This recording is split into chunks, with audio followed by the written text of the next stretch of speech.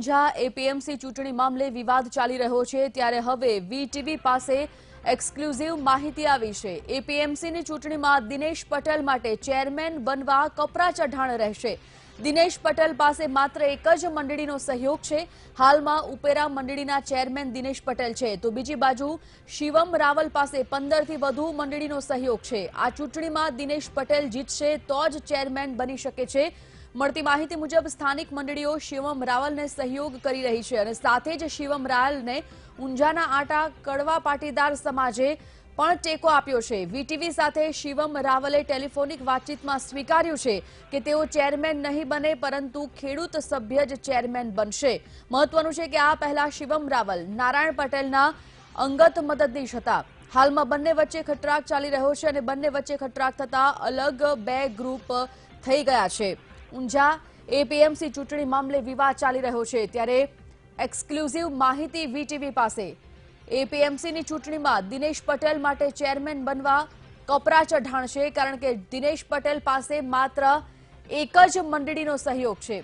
હાલમાં જ ઉપેરા મંડળીમાં ચેરમેન દિનેશ પટેલ છે અને બીજી બાજુ શિવમ રાવલ પાસે 15 થી વધુ મંડળીનો સહયોગ છે એટલે કે સ્વાભાવિકપણે દિનેશ પટેલ માટે આગામી સમયમાં ચેરમેન બનવા માટે ચોક્કસથી કપરા ચઢાણ સાબિત થશે। આ ચૂંટણીમાં દિનેશ પટેલ જીતશે તો જ ચેરમેન બની શકે છે।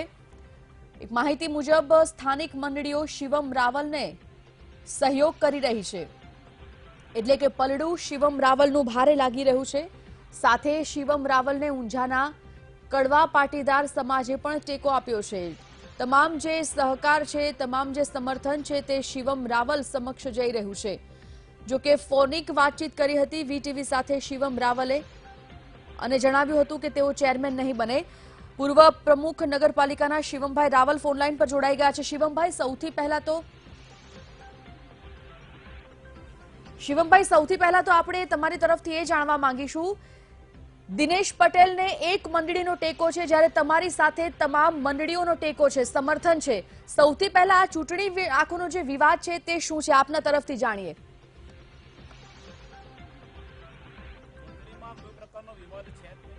સરકારશ્રીએ નીતિ નિયમો અને કાયદા કાનૂનને અનુસાર અને નામદાર હાઈકોર્ટના ચુકાદાઓને અનુલક્ષીને જે મંડળીઓ સાચું કામ કરતી હતી એ મંડળીઓને મતદાર યાદીમાં સમાવેશ કર્યો છે।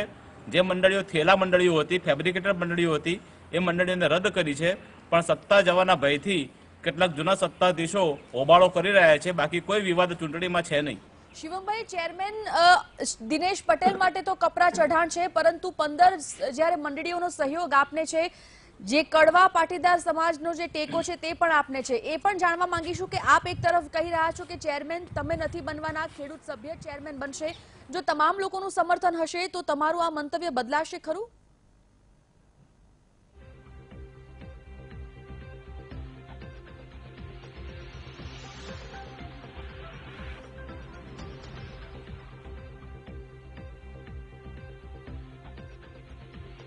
આનું આજે રહેવાનું છે। હું ખેડૂત પ્રતિનિધિ તરીકે ચૂંટેલ સંપર્ક કપાઈ ગયો છે શિવમભાઈનો પરંતુ તેઓએ કહ્યું છે કે વિવાદ કોઈ નથી પરંતુ હા એ વાત ચોક્કસ છે કે શિવમ રાવલ માટે જેટલા સરળતા ભર્યા આ ચૂંટણીમાં દેખાઈ રહ્યા છે રસ્તા તેટલા જ કપરા દિનેશ પટેલ માટે છે।